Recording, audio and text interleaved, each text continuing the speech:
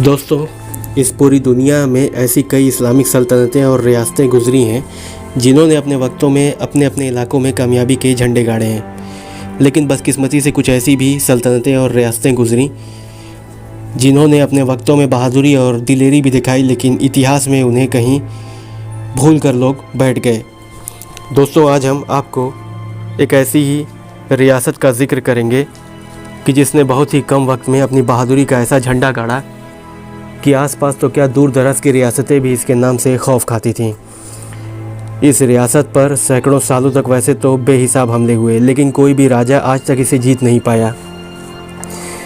जी हाँ दोस्तों, आज हम बात करेंगे मशरिकी उत्तर प्रदेश में मौजूद एक ताकतवर रियासत जिसका नाम मुबारकपुर है। मुबारकपुर मशरिकी उत्तर प्रदेश में मौजूद आज के आज़मगढ़ और मऊ ज़िलों पर मुश्तमिल एक ताकतवर रियासत हुआ करती थी। इस रियासत पर हुकूमत करने वाले हुक्मरान मदीने के अंसारी सहाबाओं के वंशज थे। यह लोग शहंशाह जहांगीर के ज़माने में हिजरत करके इस्लामिक तबलीग के सिलसिले में इन इलाकों तक पहुँचे और बाद में कई अजीम जंगों में हिस्सा लेने के बाद इन इलाकों की इन्हें हुक्मरानी मिली। दोस्तों, मुबारकपुर को पूरब का शिराज भी कहा जाता था। दोस्तों, फेमस ट्रेवलर इब्न बतूता आज से 700 साल पहले जब हिंदुस्तान आया था तब उसने अपनी जीवनी में लिखा कि मुबारकपुर के तैयार कपड़े दुनिया के सबसे फ़ाइन क्वालिटी के कपड़े होते हैं। दोस्तों, मुबारकपुर रियासत जनूबी एशिया की एक सन्नती यानी कि एक इंडस्ट्रियल रियासत हुआ करती थी। इसकी तिजारत का सिलसिला मशरिक़ वस्ता, यूरोप, जनूबी एशियाई मुल्कों के साथ होता था। मराठा पेशवाओं द्वारा पहनी जाने वाली पगड़ी हो या निज़ाम हैदराबाद की सल्तनत में पहनी जाने वाली दक्कनी पगड़ी, ये सभी मुबारकपुर से ही तैयार होकर जाती थीं। इसके अलावा मुल्क अवध के शिया नवाबों और मुल्क नेपाल के महाराजाओं के शाही लिबास मुबारकपुर रियासत से ही तैयार होकर जाते थे। यही वजह थी कि यहाँ के शेख ज़मींदारों को नेपाल के महाराजाओं और अवध के नवाबों का पूरा सपोर्ट हासिल रहता था। दोस्तों, इसके अलावा यहाँ से बड़ी तादाद में अफ़ीम और इंडिगो की तिजारत यूरोप के मुल्कों के साथ होती थी। दोस्तों, इतने सारे ममालिक के साथ तिजारत करने की वजह से मुबारकपुर रियासत एक दौलतमंद रियासत के तौर पर पूरी दुनिया में जानी जाती थी। 18वीं और 19वीं सदी मुबारकपुर के लिए एक सुनहरा दौर साबित हुआ जिसे गोल्डन पीरियड भी कहा जाता है। मुबारकपुर के किस्से सुनकर आज के पाकिस्तान के सिंध, भारत के गुजरात, बंगाल, बिहार, अवध और मगरबी उत्तर प्रदेश के बहुत से ताजिर मुबारकपुर की तरफ हिजरत करके आए और यहाँ के शेख ज़मींदारों से इजाज़त लेकर इन इलाकों में हमेशा के लिए आबाद हो गए। दोस्तों, मुबारकपुर की सरजमी को शेखों की सरजमी भी कहा जाता है क्योंकि पुराने दौर से ही मुबारकपुर इस्लामिक तहज़ीब का गहवारा रहा है। इसी वजह से पूरी दुनिया से इस्लामिक विद्वान, उलेमा, तलबा और सूफ़ी बुज़ुर्ग व बुज़ुर्गान दीन इस इलाके में आकर आबाद होते रहे। दोस्तों, अब बात करते हैं इन इलाकों में तवील अरसे तक चलने वाली जंगों के बारे में। दोस्तों, मुबारकपुर की खुशहाली और यहाँ की अपार धन दौलत के किस्से जब दूसरे राजाओं के कानों तक पहुँचे तो वो भी इसके कुछ इलाकों पर कब्ज़ा करने के सपने देखने लगे। दूसरी तरफ बिहार, बंगाल और उड़ीसा जीतने के बाद अंग्रेज़ों का भी इन इलाकों में धीरे धीरे दखल बढ़ना शुरू हो गया।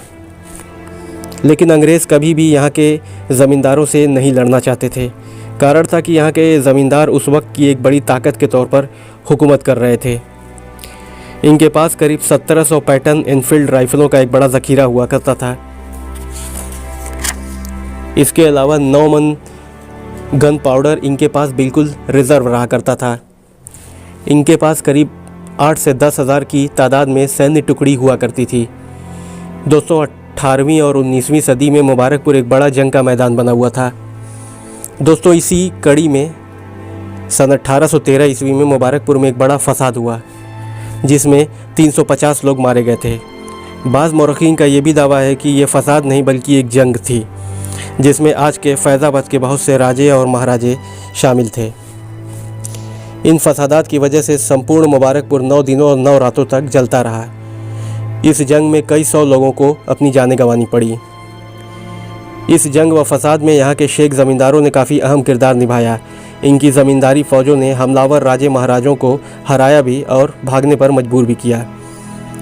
दोस्तों, सन 1813 की तर्ज पर मुबारकपुर में सन 1842 में भी एक बड़ा फसाद कराने की कोशिश की गई इस फसाद में भी कई लोगों की जानें गईं। लेकिन वक्त रहते यहाँ की ज़मींदारी फ़ौजों ने इस पूरे इलाके को अपने कब्ज़े में कर लिया। दोस्तों, इसी तरह 1830 से 1850 के दशक तक मुबारकपुर पर डाकाज़नी का कहर बरपा हुआ।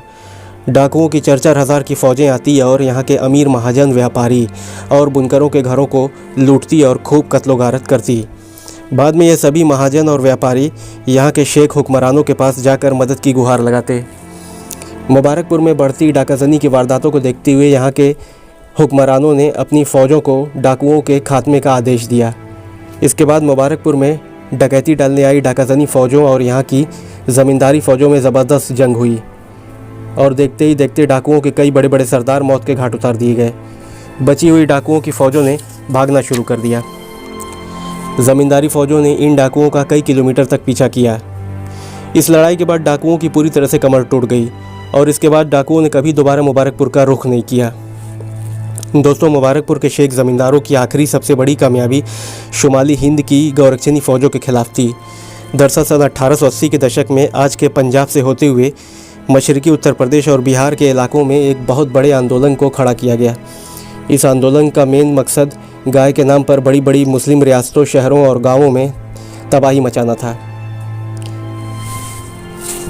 इस आंदोलन में 20,000 से लेकर 50,000 तक की भीड़ चला करती थी और इन्हें हथियार, पैसा और रसद बिहार और उत्तर प्रदेश के बड़े बड़े राजे और महाराजे देते थे। इसी क्रम में यह आंदोलन सन 1893 ईस्वी में कई मुस्लिम रियासतों को तबाह करते हुए मुबारकपुर की तरफ बढ़ा। लेकिन यहाँ के ज़मींदारों ने अपनी फ़ौजों को भारी गोला बारूद के साथ मुबारकपुर के चारों दिशाओं में तैनात करवा दिया। लिहाजा गौरक्षणी फ़ौजों ने मुबारकपुर की फ़ौजों की भारी तैनाती देख वापस हो जाने में ही अपनी भलाई समझी। लेकिन 1904 ईस्वी में आंदोलनकारी गौरक्षणी फ़ौजें एक बार फिर मुबारकपुर पर चढ़ाई करने के लिए निकल पड़ीं।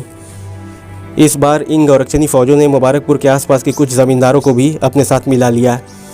लिहाजा मुबारकपुर के शेख हुक्मरानों को अपने जासूसों के ज़रिए इस हमले की भनक लग गई।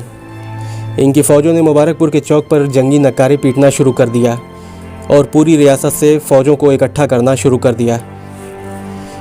अब मुबारकपुर की फ़ौजों ने सीधे तौर पर जंग का ऐलान कर दिया।